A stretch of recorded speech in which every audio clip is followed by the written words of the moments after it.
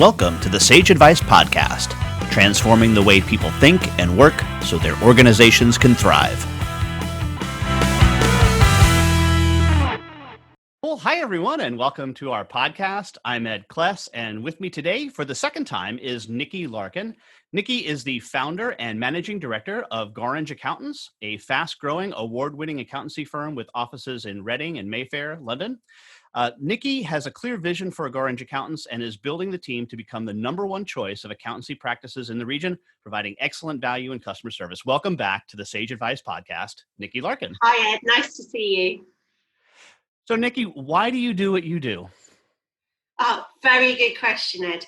Well, considering the amount of hours I work, I have to love what I'm doing. I love working with small and medium, fast-growing businesses. It's just really exciting, helping them achieve their goals and giving them guidance and helping them to get to the next level. And we're seeing an increase to the need for CFOs to take on a much more wider strategic role, especially with regard to digital transformation. And just the question I have for you today is, how do you see the role of CFO evolving in the future? Oh, good question, Ed. Yes, I think it will be increasingly wider. The CFO role already is quite wide, depending on what organisation you're in. Sometimes you are just finance bod, but sometimes you incorporate IT and even HR or legal as well. I think that there's going to be an added dimension with the changing world, the new normal we've got. I think we're going to be looking more at sustainability, corporate responsibility. So I think there's going to be a lot more elements and measurements with companies of how sustainable they are and looking at a completely different direction. It's not going to all be about the financials. And do you think those challenges have evolved in light of the COVID-19 crisis? Have they changed, or have they just really sped up? Absolutely, the latter. This isn't something that is new, but it definitely has sped up because everybody has had to change very quickly. They've been able to see the effect of those changes, and it's given them more confidence for being able to implement some really big changes much more quicker with the work from home, the less travel, etc., and things like that. So things that they thought, it would be difficult to implement, they've had to implement, and now it's giving them confidence to really go and think about, well, what else can they do in the future? How can they make it even more sustainable, and that work-life balance, and just investing in the planet as well as their company for the future? And is there anything that you think is potentially not going to stick? You know, that's part of this. That we might slide back a little bit here to once we get past well, I think we're still in it a little bit, the serious nature of the crisis. Yeah, I definitely there will be a slight regression. You know, I don't think people are going to do 100% video calls. There is still going to be a requirement for some sorts of face-to-face, you know, the round tables, the really intense meetings where you need to look people in the eyes in the physical room and make those big decisions, or try and create different ideas and come to agreements on things. However, it's those will be the exception to the rule, I think. So there will be some travel, definitely, but it won't be definitely as much. We won't. I don't think we will revert to the full the level that we used to have. And certainly, as you point out, the technologies of remote practicing have really come to a forefront here. But there were some technologies that were in play before this happened, and that is automation and machine learning.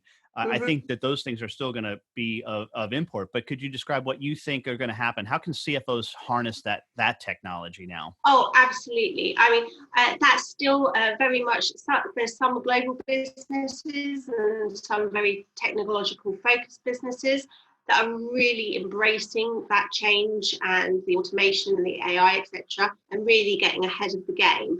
And the rest are still catching up. Again, it's about that extra confidence of being able to make changes. I think will reinvigorate people to be thinking about their organisation with a blank sheet and think, well, actually, what do we actually want? What do we want people for? Where are the value added things that they could have people? Whereas what can they automate? And therefore allocate the resources more effectively for the really important things, compared to all the processes, and making things better as well, getting the customer experience slicker and better by automation. So it's not just about speed or cost, it is about the customer experience as well. And what advice might you have for aspiring CFOs, people who are looking to do this in the future? Oh, I think they need to just be a sponge. They need to learn. They need to ask questions. There's so much information available now with TED Talks, webinars, different virtual exhibitions. Just go and immerse yourself. Find as much information and go in to look at those aspiring companies that are already doing really inspirational work, and go and learn what they're doing, and go and copy and improve upon what they're doing. And as you know, Nicky, we have an exit question that we ask all of our guests, and that is, who is a hero of yours and why are they a hero? Oh, of course, Ed. Well, I'm going to be very consistent. My hero is Serena Williams. I absolutely adore and find her so inspirational. As a tennis player myself, I'd love to be just a modicum of what she is on the tennis court. But not only is she an icon, a real live GOAT, a legend, she is the greatest of all time, but at the same time, she's a businesswoman. She has numerous businesses. She's a working mother, and a great wife as well. So, she's the whole package. And lastly, Nicky, how can somebody contact you? Okay, well, there's lots of different ways. I'm very prolific on Twitter. I'm also on LinkedIn. So that's Nicky Goringe Larkin on LinkedIn. I've got a Twitter handle, which I think is going to be in the links and things later on. Our website is goringeaccountants.co.uk, and there's got emails and address, etc., that you can contact me as well. I'd be delighted to hear from anyone with their ideas as well.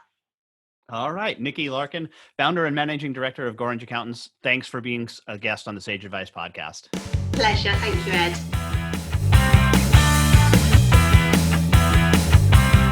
For more Sage Advice, visit and subscribe at sageadvicepodcast.com.